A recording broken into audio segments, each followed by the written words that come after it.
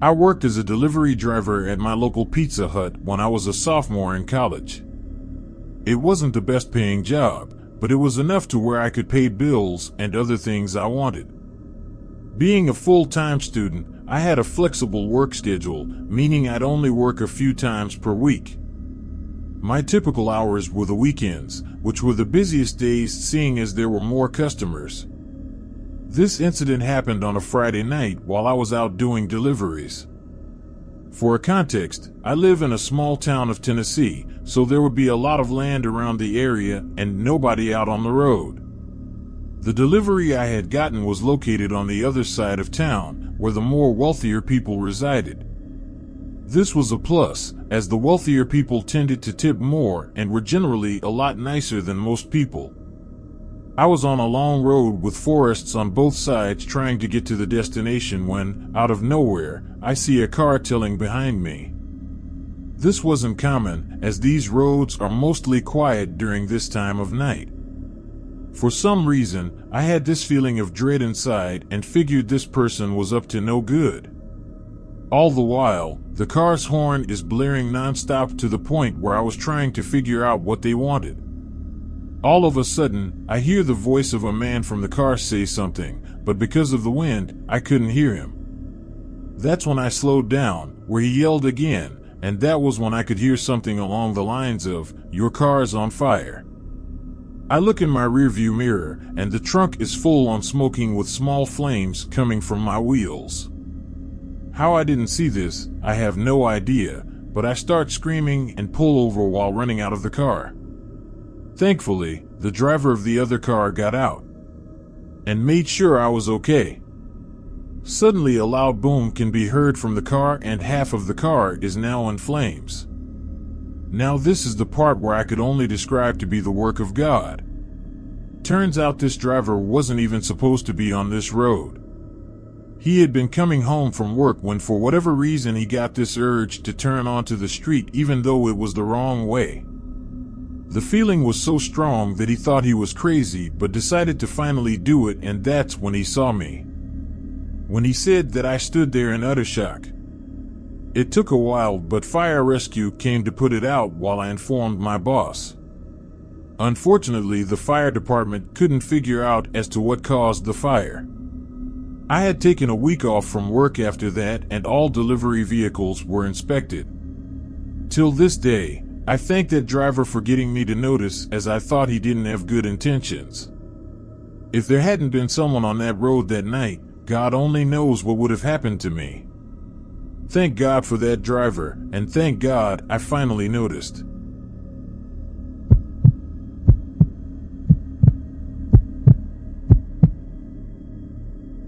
Around 3 years ago, I did deliveries for my dad's pizza business to make extra money for a car I wanted. I had just turned 17 and would do several deliveries for my dad whenever I could. I hated the idea of running the register or doing dishes, so my dad let me do deliveries instead. Realistically speaking, I'd work maybe 15 hours a week to help with my dad, and being a small business, we'd maybe get about 4 or 5 deliveries a day. If we didn't get deliveries that day, I'd always help my dad with cooking whenever he needed it. One night before closing, I had been sweeping the floor when my dad asked me if I could do one last delivery. I was tired, but knowing how hard my dad worked and how badly I wanted that car, I agreed. The customer who had ordered was located on the opposite side of town, which meant it would be a longer drive. I put the order into the back of the car, a single large pie, and got on the road. My GPS led me to the more rural side of town, the type of place where you would commonly see run-down homes and stuff like that. I had already been skeptical of this part of town, but realized it was another tip at the end of the day. I arrived to the house, and I immediately noticed the red flags. Not a single light was on inside, and there were no cars in the driveway. A chill ran down my spine as I saw this, as I had never seen anything more sketchy. However, I always knew that you had to do things in life you didn't want to do, so I bit my lip and walked up to the house. The doorbell was completely damaged, so I knocked. Silence filled the air until I very faintly heard footsteps approaching the doorbell. The door before it opened. Standing at the door was an older-looking man, maybe in his 50s, giving me a friendly smile. This made me a bit more relieved now that I felt greeted, but was still hesitant. He politely asked if I was the pizza guy, to which I replied with a yes and handed him his food. For whatever reason, I asked him why all of the lights were off in his house. There was a short pause before he finally said it was because the power went out in his neighborhood. However, that's when I noticed that the rest of the homes had at least one light on, so I knew this was a lie. Not wanting to pry and too tired to care, I tell him to have a good night and one on my way. He then stops me and tells me he wanted to give me something special for being such a good person. This was weird, but I walked over to him and he then tells me to follow him inside. It was at this point where something told me to not do it and to get back in the car. I simply just stood by the door while he insisted I come inside. Now this is the part where things would have taken a terrible turn. As I was standing by the door frame, I could very faintly see by the stairs someone wearing what appeared to be a white mask. The man saw the look on my face and must have caught on to my suspicions. At that point, I run back to the car and drive the hell out of there, not looking back. I take a look in my rearview mirror and thankfully nobody was following me as I left. All the while I'm hyperventilating while on the phone with my dad, telling him everything. He had told me that he'd be on the phone with the police and to come straight home. Long story short, I was questioned by the police when they asked me to name the address. As it turns out, the house had been vacant for years as nobody ever lived there. Needless to say, police still went to that house, but like in most situations like this, whoever was there was gone. I still work for my dad's business, but we made a new rule where we wouldn't accept deliveries past a certain time.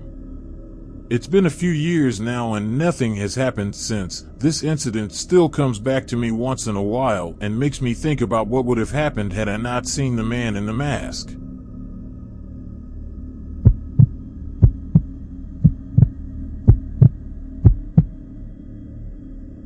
When I was 17, I worked at a pizza chain as a part-time job in Iowa City, Iowa. Being a teen with not much in my life, I had mostly worked the night shifts alongside my other coworker. It would stay busy well into the day and would start to die down come evenings. This was around the time where people were simply too tired to come and get food and preferred to just order it. I won't disclose any of my colleagues' information, so I'll just call my coworker Jared.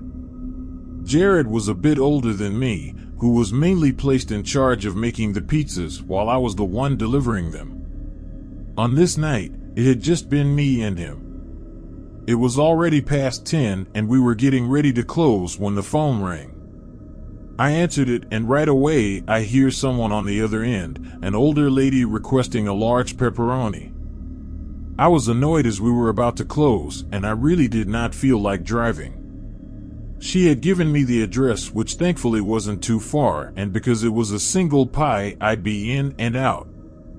Thankfully, Jared had made a pepperoni pizza and couldn't deliver it due to a cancellation, so he just told me to take that one instead. I hop into my car and drive a few miles down near the interstate. Now this interstate wasn't very popular and it was also somewhat unsettling. This was mainly due to the fact that it had been surrounded by forest on the opposite sides of it. Driving through these roads at night with nobody around is enough to creep anyone out. After all, I did live in the rural part of my city, which only added to the creepiness. Anyway, I'm driving down the road when I see something up ahead on the side of the grass. As I drive closer, I realize it's a man waving his arms up in the air, attempting to flag me down. Now, I would have just drove by him, but earlier that week I had heard the phrase, "Character is what you do when no one is looking." And for whatever reason, that was the night I decided that I was a man of character. Huge mistake. I pull over slowly and roll down my window just a tad before asking him if he needed help. Right away, he starts rambling on about how he was taking his dog for a walk when it ran off into the woods. He then offers me $300 if I could help him find his dog, as it was near and dear to him. Almost immediately, alarms start going off in my head as he's telling me his story. 1. Who walks their dog in the middle of an interstate? 2. If he did have a dog, why is he walking in at this time of night? And 3. The forest area is barricaded by wired fences, so there's no way the dog would have just jumped over it. I might have been naive, but I wasn't born yesterday. I apologize, telling him I'd be unable to, as I had to deliver this pizza and that it couldn't be late. However, he disregarded what I had said and basically tried pressuring me into helping him. I tell him no once again. Just as he was about to say something, I hear, clear as day, a blood-curdling scream from the woods calling for help. From my point of view, it sounded like a woman's cry for help. It was then when I had looked at this person who now had this menacing glare. He looks around for a brief second, leans in toward my car, and tells me to leave in a more upset tone. Not giving it a second thought, I speed down the road, not looking back. The rest of my delivery went smoothly, but I still couldn't shake the feeling off of what had happened. I reported my encounter to the police, and I was later told that they had searched the area, but had found no sign of anyone. The next day, I had gone back to my job and quit right then and there. No more late-night deliveries for me. Till this day, I'm still not sure what I encountered that night. I'm not sure if it was someone that really did lose their dog or something much worse.